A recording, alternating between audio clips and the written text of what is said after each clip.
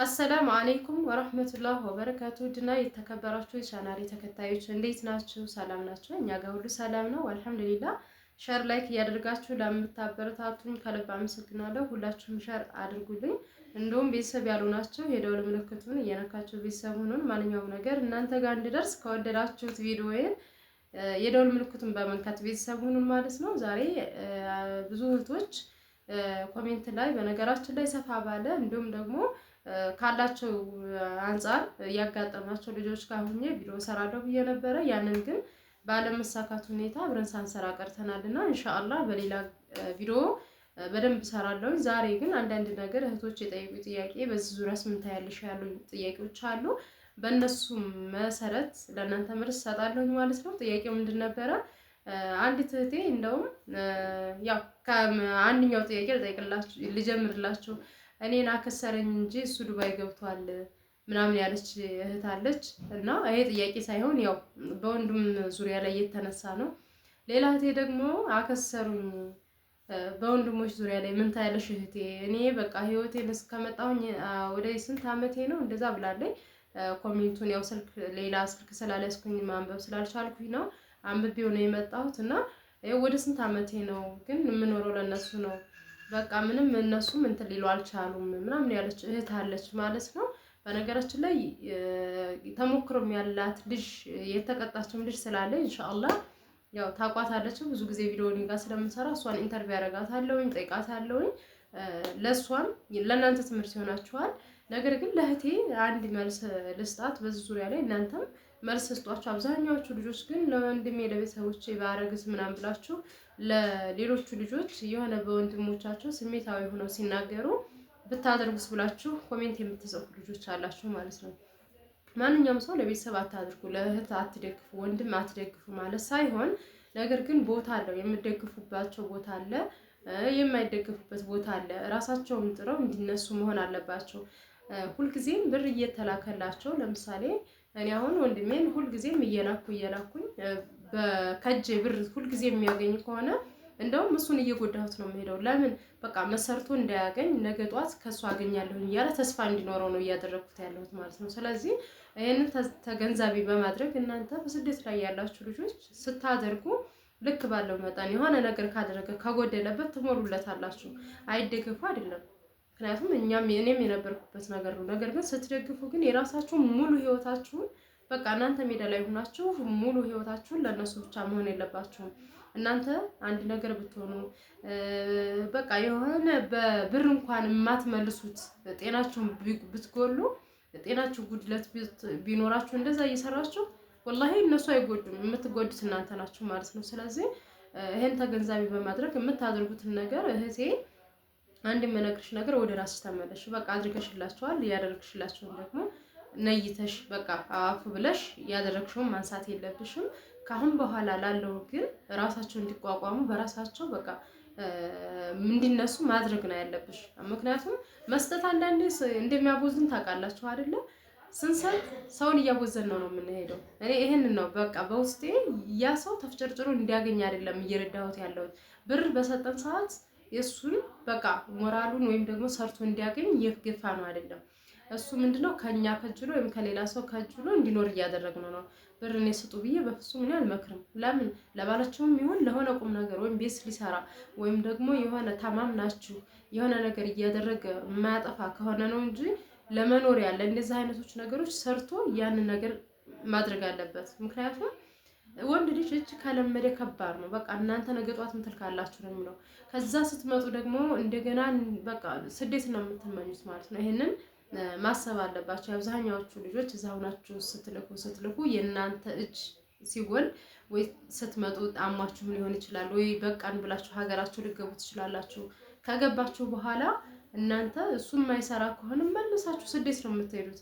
በብዙ ልጆች ስላየሁኝ ማለት ነው። ስለዚህ ይሄንን እናንተ በጥቅሉ ጠንካራ ካልሆነ የማይሰራ ከሆነ ባለም ይሁን ወንድም ይሁን አትላኩ። ለማጥፋት ከሆነ እውነቴን ነው የምላችሁ፣ ለማጥፋት ከሆነ ዝም ብሎ ለማጥፋት ከሆነ አትላኩ። ግን የሆነ ነገር መሰረት ይዞ ሊቆምላችሁ ከሆነ ችግር የለም አድርጋችሁለት ያን እየሰራ ራሱን መለወጥ አለበት።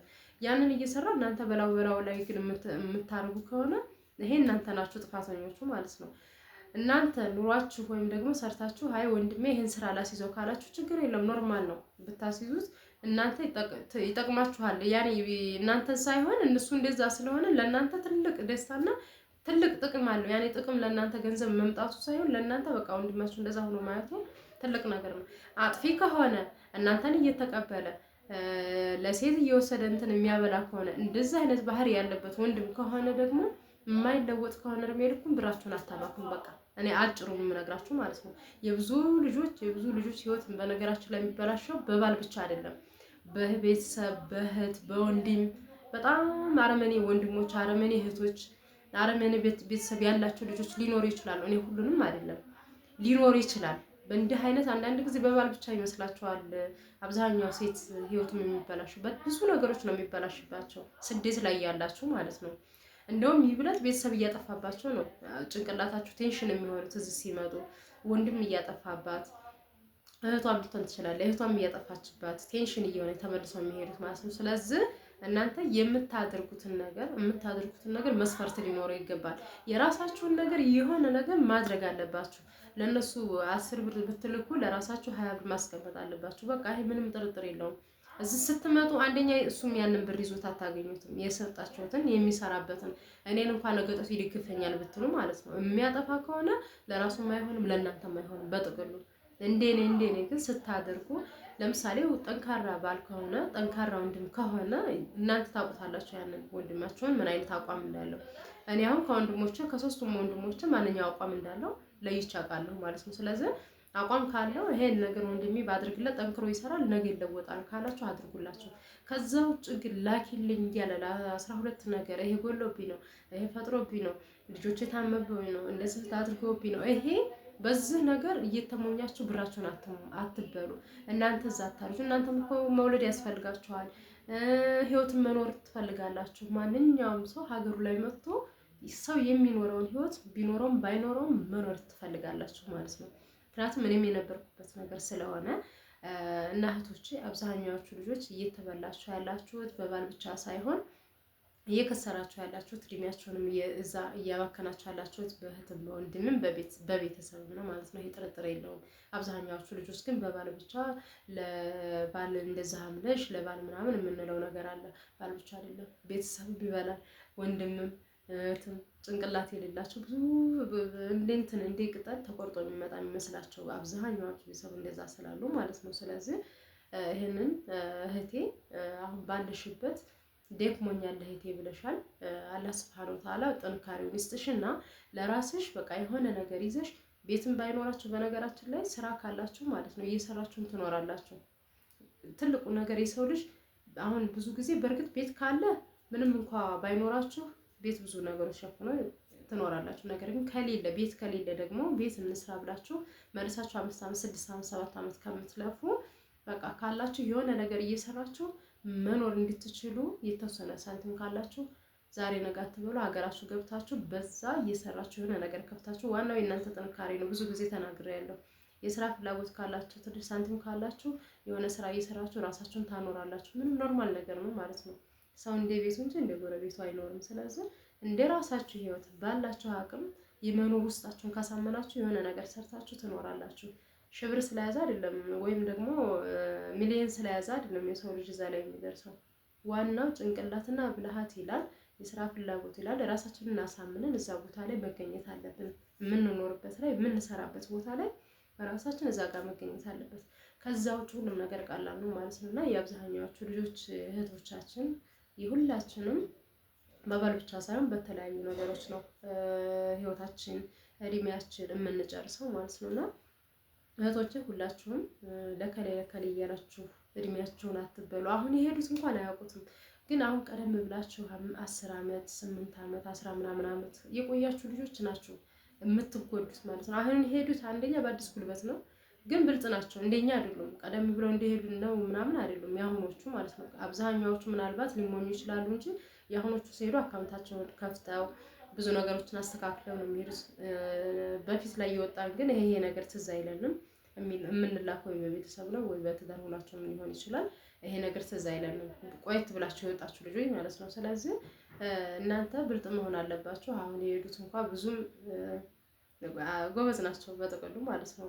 ምናልባት አንዳንድ ሊኖሩ ይችላል ጫና የሚበዛባቸው በዚህ ወረደ በዚህ ወጣ እየተባሉ በጣም የሚገፉ ሊኖሩ ይችላሉ። ከዛ ውጭ ግን ደህና ናቸው ብዬ ነው የማስበው። ቀደም ብለን የወጣንን ትንሽ ጉዳት የሚደርስብን በብዙ ነገሮች ማለት ነው። ለራሳችን 10 ዓመት ከዛ በላይ ቆይተን ምንም ነገር ያሌለ 17 ዓመትም 20 ዓመት ቆይተን ምንም ነገር የሌላቸው አሉ። ለምን ለቤተሰብ በማድረግ ወይ ልጅ አልወለዱ ወይ በቃ ከአንዱ ወይ የሆነ ነገር የላቸው ቋሚ ነገር እዚህ መጥተን እንኖርበት የሚሉት ከሁሉም ውጭ ህይወት አስጠልቷቸው የሚኖሩ በተለይ ሳውዲ አረቢያ ያሉ ብዙ እህቶች አሉ ማለት ነው። ስለዚህ እኛ እርስ በራሳችን ምክር በነገራችን ላይ ለምን በሰው ምክር ትመራላችሁ በራሳችሁ ለምን አትኖሩም ምናምን የምንለው ነገር አለ።